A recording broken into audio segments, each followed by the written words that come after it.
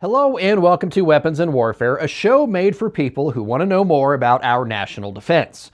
Our goal is to help you have an informed conversation about what's happening with America's military. So for Straight Arrow News, I'm your host, Ryan Robertson, and we start this week with a visit with an Air Force veteran and co-founder slash CEO of a company called Defense Unicorns. Officially, they're navigating air-gapped environments and cybersecurity challenges to mitigate security risks from foreign applications. Translation? They're working to bring a US-based software solution to the DoD's defense systems. All right, Rob Slaughter, thank you so much for joining us with Defense Unicorns. I know that I was just told your title, but just to make sure I get it right, can you just CEO, founder, co-president? Yeah, like what's CEO, co-founder of Defense Unicorns. All right. You all are focused on software-driven solutions and creating a software that can be across any system, any device, which, you know, when you read about it, it's like, oh, that sounds like I know what that means. But from your perspective, what does that really mean to have a system agnostic, device agnostic software that, you know, the entire Department of Defense can be able to use? Yeah, well, it really starts to really frame what we build from a solution perspective.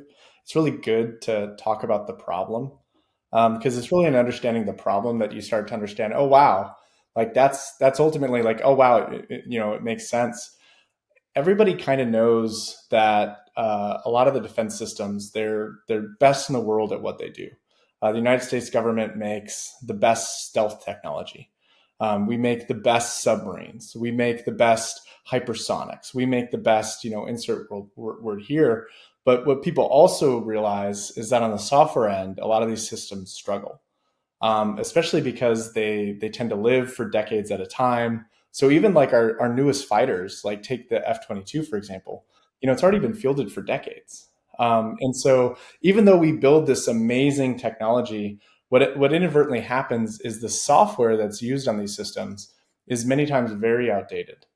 And the entire world has gone through so much changes in the software world and so much modernization that really the DoD has really struggled to catch up. And part of the fundamental issue is that a lot of the software solutions and software platforms that were built for the commercial world, it's not that they're 100% incompatible, but they just weren't designed for defense customers in mind. So there's some of these challenges that are very, very common in the defense world that are just not at all really experienced in the commercial world to the same extent. So to kind of talk about, really three of the challenges. First and foremost, in the DoD, you have a ton of air-gapped software systems. You have a lot of environments that are either semi-disconnected or fully disconnected from the internet.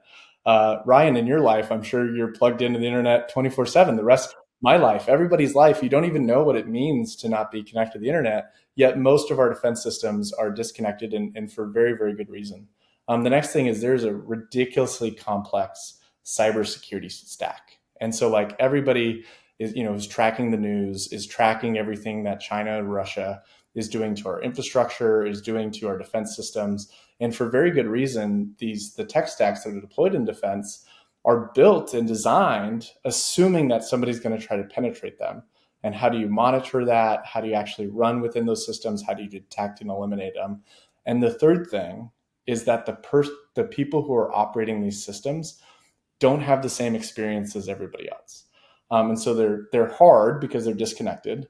They're complex because of this, complicated cybersecurity stack. And then the people operating them, the young airman, the soldier, the prime contractor, they're not a Google engineer.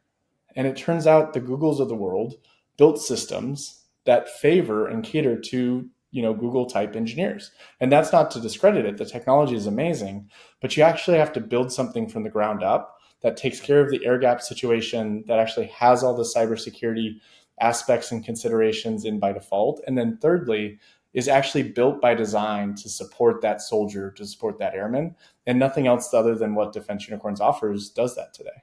And where is this operating system going to go, right? Is it going to go into operating the Sentinel 3s and the B-21s and the Stinger missile, remote control thing that I Yeah, have? Like what, so like yeah, all of those yeah. things? Yeah. Don't want to list specific Sure, sure, sure, systems, sure. but everything from fighter jets to nuclear submarines, to everything that's a tank or plane or a cloud system. The smallest systems we work on is like small tactical drones, and then the largest systems that we work on are like enterprise platform solutions that are contributing and working with tens of thousands of users. One of the things kind of holding back the integration of this is a lot of the tech is based on Chinese specifications and has Yep. Chinese components in it, and so that there's no way it can ever be Yep. accredited as being going into the DoD stuff because it's Chinese based. Is that accurate? Absolutely. A lot of people, when they think about supply chain security, they're looking at things like chips and suppliers that are feeding these hardware systems. On the software side, there's also as big of, if not a greater concern, which is who's actually writing this code. And so, of course, on the commercial side, you have some closed source solutions, but even on the open source side, you have open source solutions that could be 40, 50, 60% owned and maintained by people who are from and currently residing in nations that are not friendly to the US. And what's terrifying to us and has been really one of the motivators for some of the technologies we built, including our latest release of UDS registry, which literally just released a week ago, is building technology that is US based, that is US sourced, that has the ability to not just secure software, but under the hood is owned and maintained by US and US friendly allies. Right now, that's becoming a more and more greater concern. And what you see, you brought up Sentinel as a good example. A lot of these programs are leveraging open source, and those open source solutions, what they're finding out is under the hood, they might be 20, 30, 40, 50, 60% Chinese maintained.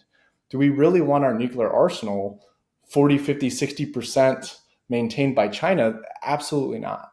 Why has it taken so long for this kind of for you and defense unicorn? Like, why wasn't this happening 10 years ago, 20 years ago when when Al Gore invented the internet? How come this wasn't a part of everything when weapons were being developed?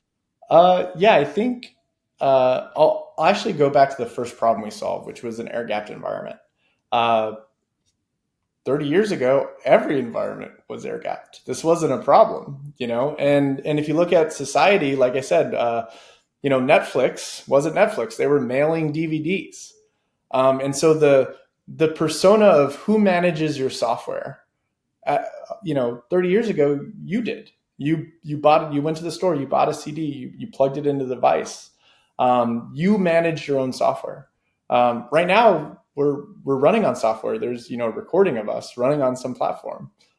You don't run that. I don't run that. Somebody else is running that because the entire world has adopted a SaaS, software type of experience to where somebody else is actually managing the IT operations of the system because it's more efficient. You don't have to worry about it. You don't have to do the updates yourself. Somebody else is doing that. When you go into defense, you have an air gap network. You are running that yourself. Sometimes that's a soldier. Sometimes that's a soldier deployed overseas. And sometimes they have a vulnerability in their system. Sometimes they have a latest software update that they have to manage and go through. The rest of the world's not doing that. They have centralized systems. You obviously cover a ton of the defense news. It is centralized command and control and decentralized execution. On software, it is all centrally managed. Everything is central, and everything in defense is highly decentral and highly distributable. So it's just fundamentally apples and oranges. And 30 years ago, this wasn't a problem because software, like I said, it was air gapped, it was highly distributable. Fast forward a couple decades, and the DoD is still treating software like it's a Microsoft operating system and like you're going to install it on a disk. And because of that, there's this huge mismatch between the technology that the smartest people in the world has developed and how the DoD actually needs to run its software. And Defense Unicorns exists to make that amazing, best in class, world class software actually work in these environments. What's the risk if you fail? What's the risk if this kind of software, if this kind of initiative does not get adopted by the DoD? What's What's at stake? Yeah, I think it goes back to global competition. I think we continue to spend a ton of money in the defense budget, and you're overall going to have to spend more for your software. You're going to have to spend more for the same results. If we are successful, you're going to have to spend less, quote, per unit of software, which allows you to become more mission effective. So I think it goes back to global competition. I think it becomes harder to compete with China. China doesn't have a problem integrating, their tech startups that are making AI capabilities. Those are direct injecting into their military pretty quickly. If we're successful, the entire nation can inject technology into the defense systems. If we're not, then there's going to be this 1 or 2 or 3 year delay. If you follow how rapidly AI has changed in the last 3 years, imagine going to combat to where somebody's running with the latest version of AI from their latest LLM, and you're still running on something 3 years old. That's, in our opinion, that's a losing proposition. A big thank you to Rob and his team for making some time for us. As we were wrapping things up, Rob told me ultimately it comes down to this. To effectively compete with China, the Department of Defense needs to adopt uniform data systems or something similar, putting an emphasis on the need for a cohesive strategy that will allow senior military leadership to respond effectively to those external threats.